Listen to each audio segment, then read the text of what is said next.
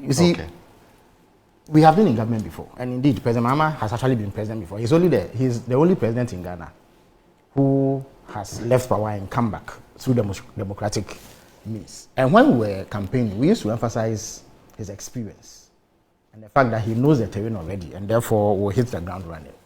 So, and that is telling. It has come to play in the sort of governance that he is offered thus far.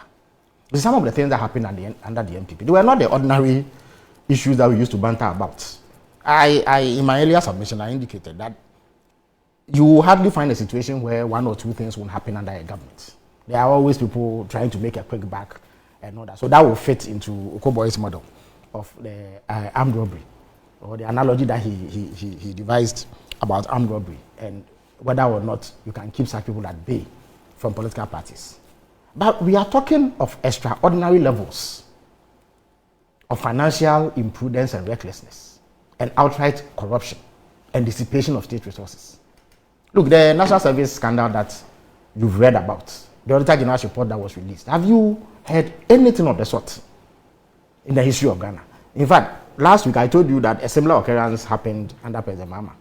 But if you look at the level of it and compare it to what has happened, especially when those who replaced the people who were taken through a certain legal process for misconducting themselves in the case of National Service had opportunity to learn from the mistakes of the past and didn't do so. You cannot gloss over this. The details of the buffer stock case, as the Attorney General highlighted, are mind-boggling.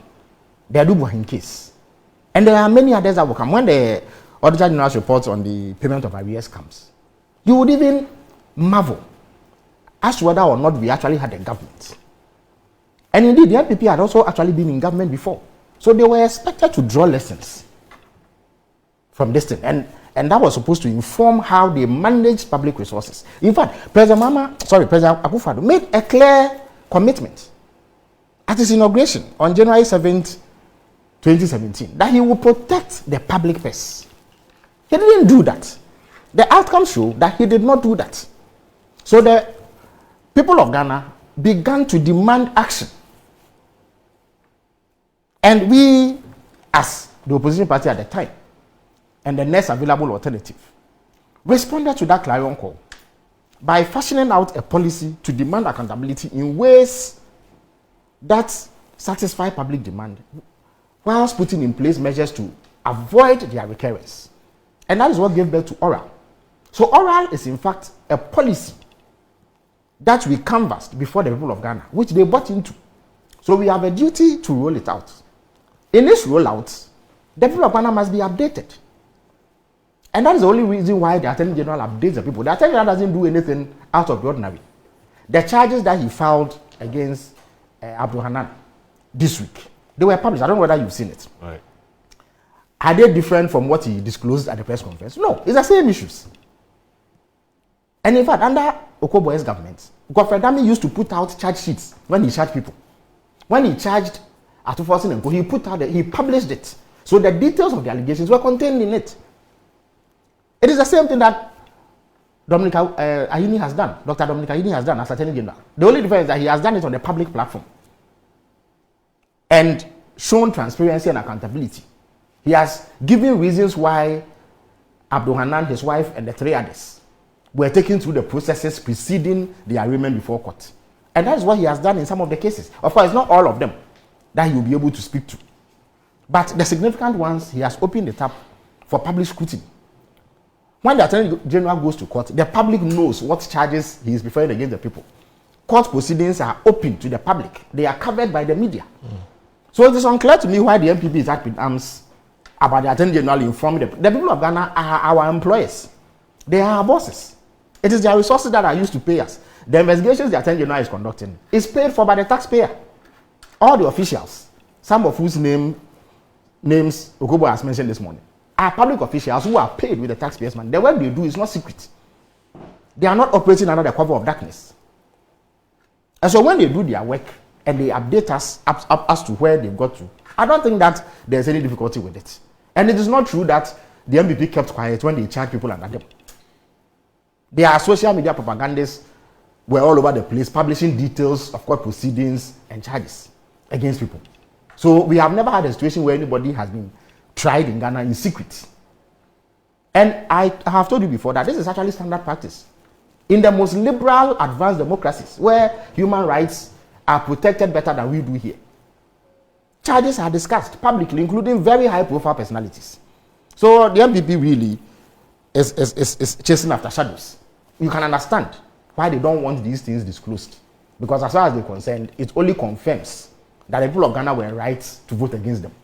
And that it may hurt their chances going forward as a political party. Because people will see that when they entrusted them with responsibility, they were reckless and dissipated public resources. That is all that they are worried about. So you don't agree with him when he says that the style of the presentation of the issues, it's seeking to assassinate people's characters and making them look as though they are criminals, even before a competent court of jurisdiction. No, how so? When the Attorney General files charges and he discloses the details of the charges, what the person is alleged to have done, and it is published in the media, is the character of the person involved assassinated. Right.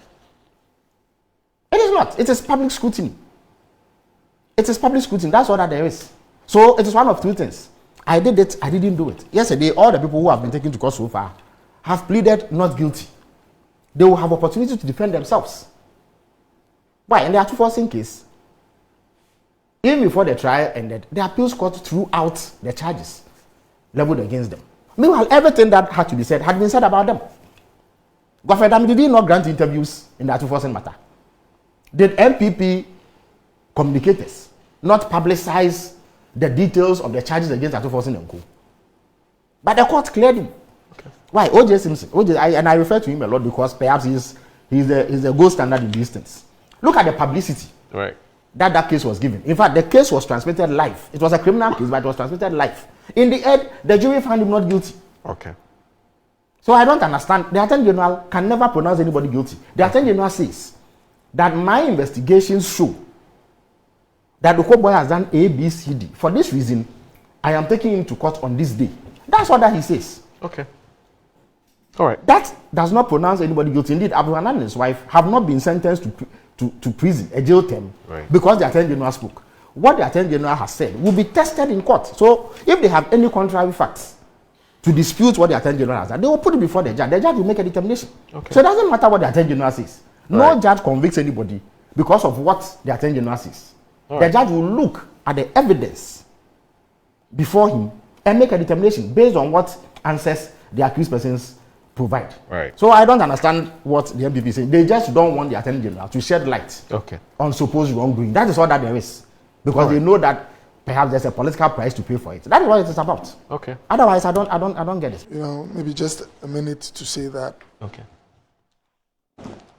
When the Attorney General, just responding to Felix, when the Attorney General addresses the nation and states facts that he is taking to court, Moro, is it every charge or prosecution the Attorney General makes that automatically, is it only one outcome that happens in a court? If you're a lawyer, if you are not an Attorney General and you take cases to court, is it automatic that whatever you take to court, you succeed in getting a guilty verdict? Some of the verdicts turn out not guilty, with all due respect. The Attorney General sent Ofosu to court, had facts. Did he succeed? No. So if from the word go, just because the Attorney General had a fact that said he has been involved in the payment of, let's say, $10 million to the ambulance dealer, he's caused financial loss. And then, prior to that, political actors or communicators sit on TV and say that, wow, this is unprecedented to have paid $10 million. We've never seen some before. This level is extraordinary. You are preempting the whole process. Why is it that people find it difficult to understand this? You are talking as if the thing has come to an end, yet you are now about to take it to the mill where it will be determined whether it is really so or not. How complex is this to understand? Jakpa, the cost of the ambulance deal, if it was $10 million, how would you feel if from the word go, just because Dami came out with fact sheets that this guy has been involved in supplying second-hand vehicles, it has cost us $5 million. And then I sit there and say, wow, in the history of Ghana, $5 million lost through inferior ambulance. It has never happened. When at the end of the day, in court, it turned out that from the appeal, this guy should walk free. That's all we are saying. Take your time. Let it walk through the mill. When it now ends and comes out and is guilty, wherever you take it, I'll be quiet.